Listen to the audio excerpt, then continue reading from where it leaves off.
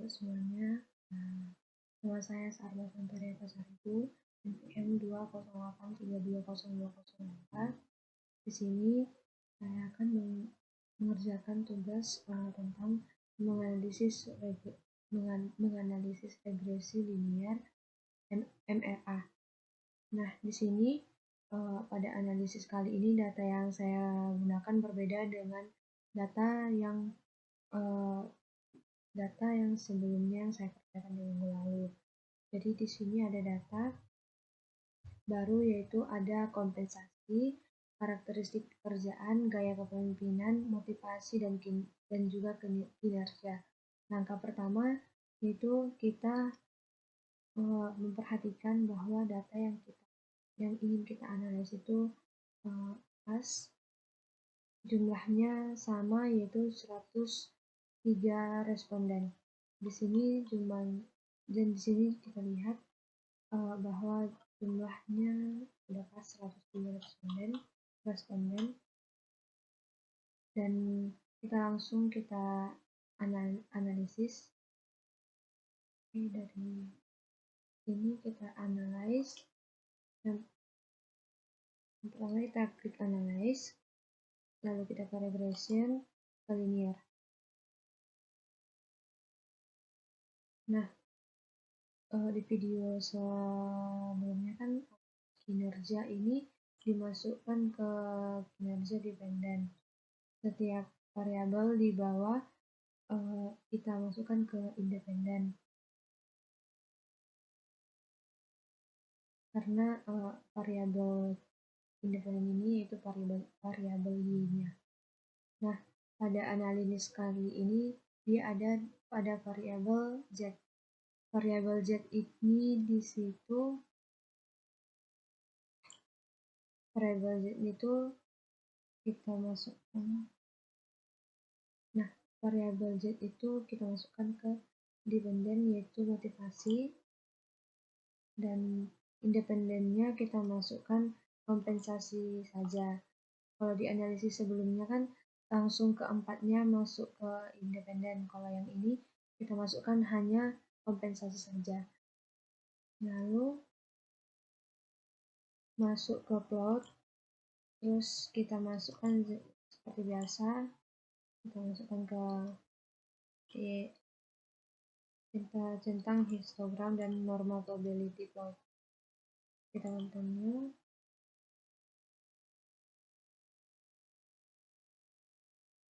Terus kita ke save. Klik di sini dan kita centang unstart das ini. Kita continue. Terus selanjutnya kita klik OK. Kita tunggu hasil outputnya.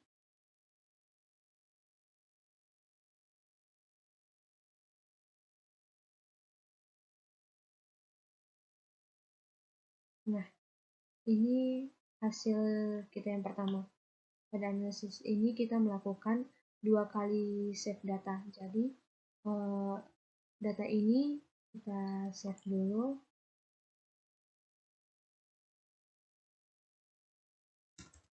Namanya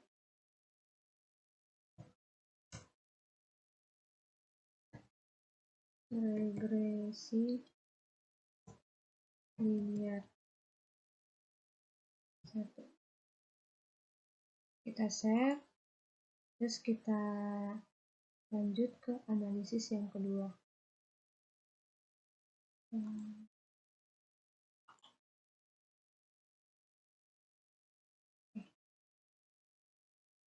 Lanjut ke analisis yang kedua, yaitu kita transform, kemudian kita config variabel, terus di sini target variabel ini kita klik, kita ketik ABSS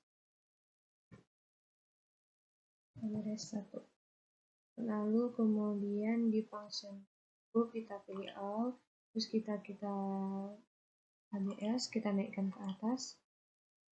Terus ini kan ada datanya, penjelasannya kita harus menaikkan ke numeric expression. Untuk mengisi tanda tanya ini kita masukkan ke Unstars ini, terus ini untuk menambahkan data yang kita gunakan, kita klik OK. Nah, kita lihat ke bawah ini, bahwa sudah ada compute ABS REST 1, dan buktinya ada di sini, dan ada data di sini. Kita lihat datanya ini sudah ada data yang bahwa yang di REST 1 ini yang kita bahwa tadi yang pertama, terus yang ABS REST 1 ini kita dapat dari yang barusan kita kerjakan.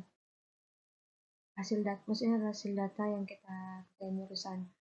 Selanjutnya kita masuk ke analyze, terus kita pilih analisis merupakan analisis MRA-nya.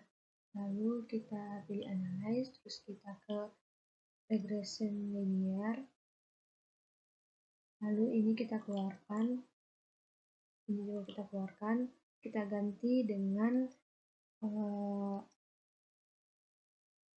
ABS REST-nya ke variable dependent. Kemudian kinerja kita masukkan ke independent. Kemudian di bagian plot ini kita keluarkan, dan centangnya histogram juga. Terus kita continue, kemudian kita bagian save juga kita hilangkan, kita klik on continue. Setelah itu kita klik OK.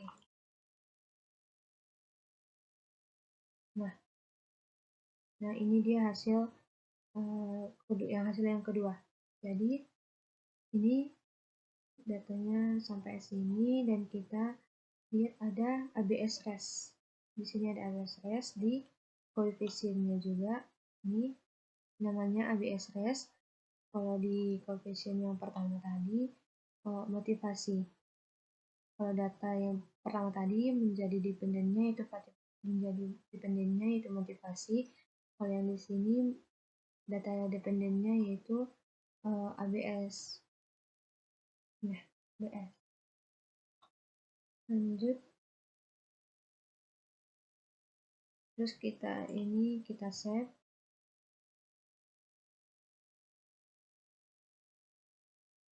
Ini regresi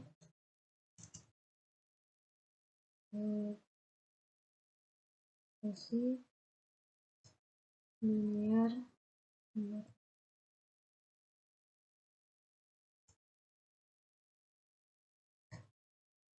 Lalu kita save. Terus setelah dari itu kita buat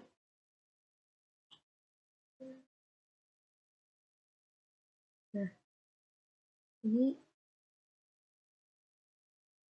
adalah persamaan matematika model penelitian dari regresi linear MRA tadi, bahwa asumsi model regresi linear bergandanya berdasarkan olahan data yang telah dilakukan, maka dapat diketahui bahwa model hubungan dari analisis regresi linear berganda ini dilihat dari tabel koefisien yang kita dapat dari hasil SPSS tadi, yaitu dari sini, bahwa dependen variabelnya itu motivasi. Terus dilihat dari persamaan linear tersebut, bahwa yang dapat kita katakan hubungan dalam model penelitian ini adalah hubungan linear positif.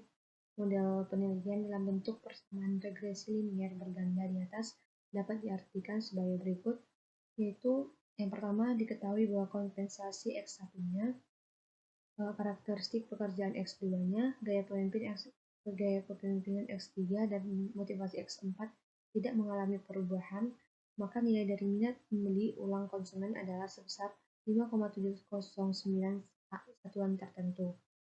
Yang kedua, dalam koefisien ini kompensasi mengalami perubahan pada satuan tertentu, maka akan dapat meningkatkan kinerja karyawan sebesar 0,330 satuan tertentu dengan asumsi bahwa variabel lainnya tidak mengalami perubahan. Pada koefisien ini juga dapat kita ketahui karakteristik pekerjaannya mengalami perubahan pada satuan tertentu, maka akan dapat meningkatkan kinerja karyawan sebesar 0,393 satuan tertentu, dengan asumsi bahwa variabel lainnya tidak mengalami perubahan. Dan yang keempat itu ketika gaya kepemimpinan mengalami perubahan pada satuan tertentu, maka akan dapat menentukan kinerja karyawan sebesar 0,067 satuan tertentu dengan asumsi bahwa variabel lainnya tidak mengalami perubahan. Yang selanjutnya ketika motivasi X4 itu mengalami perubahan pada satuan tertentu, maka akan dapat meningkatkan kinerja karyawan sebesar 0,282 satuan tertentu dengan asumsi bahwa variabel lainnya tidak mengalami perubahan. Dan itu kita dapat dari tabel koefisien ini di asumsi model regresi linear berganda. Dan selanjutnya koefisien determinasinya R2-nya, bahwa kita dapat bahwa berdasarkan pada tabel 2 ini yang kita dapat dari sini, the summary ini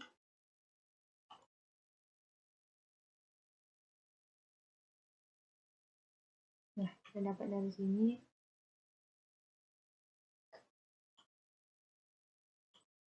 Nah, selanjutnya koefisien determinasi R2-nya berdasarkan pada tabel 2 ini yang kita dapat dari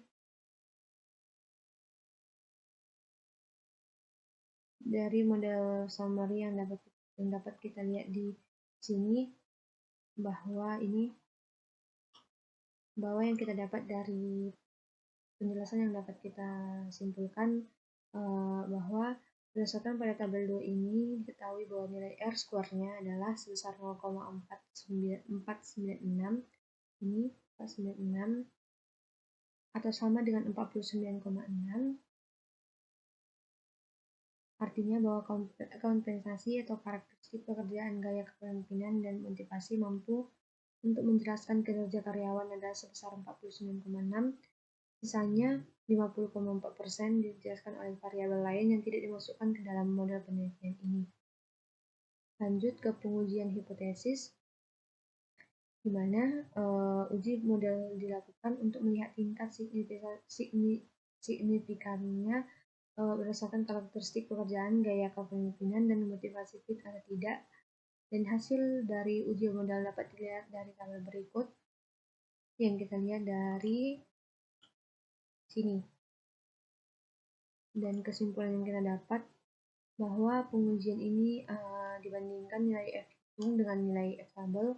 Untuk mengetahui nilai F tabel terlebih dahulu ditentukan besarnya nilai derajat bebas atau pembilang dan derajat bebas penyebut. Untuk menentukan DF1-nya, maka dapat digunakan rumus K kurang 1, di mana K adalah jumlah variabel bebas ditambah variabel terikat, sehingga dapat ditentukan berdasarkan DF1 adalah 5 dikurang 1 ya sama dengan 4. Selanjutnya untuk menentukan besarnya nilai DF2 dapat digunakan rumus N kurang K, di mana N adalah jumlah respondennya dan K adalah jumlah variabel bebas ditambah variabel terikat. Sehingga dapat kita tentukan besarnya nilai DF2 adalah 103 karena datanya 103 dikurang 5, 98, berdasarkan pada tingkat kepercayaan penelitian sebesar 95% dan tingkat alfa sebesar 5%. Yang penelitian metode dua sisi, maka dapat ditentukan besarnya nilai F tabel adalah sebesar 2460, yang kita lihat dari dalam tabel.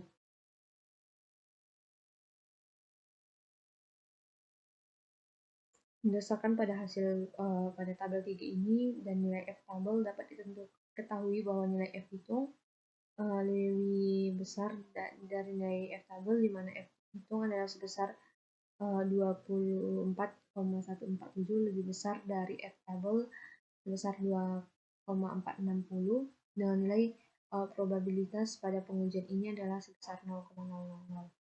Nilai probabilitas tersebut lebih kecil dibandingkan nilai alfa 0,05, sehingga dapat disimpulkan bahwa model fit pengujian hipotesis secara parsial ataupun membandingkan nilai T hitung dengan nilai T tabel. Dengan pengujian secara parsial ini dapat dilihat seperti tabel berikut.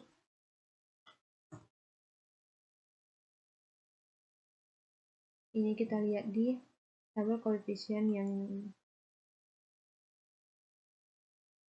sini, di ABS kelas 1.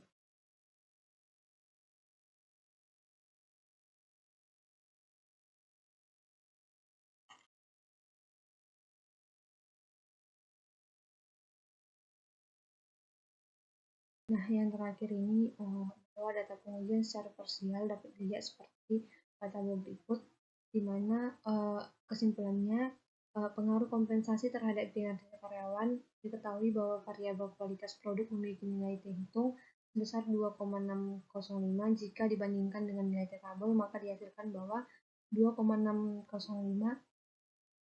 lebih besar dibandingkan 1,984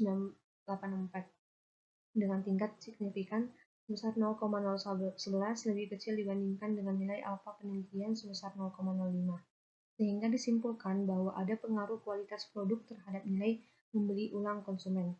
Yang kedua, pengaruh harga terhadap minat membeli ulang konsumen. Diketahui bahwa variabel harga memiliki nilai signifikasi sebesar 0,002 dengan nilai alfa penelitian sebesar 0,05.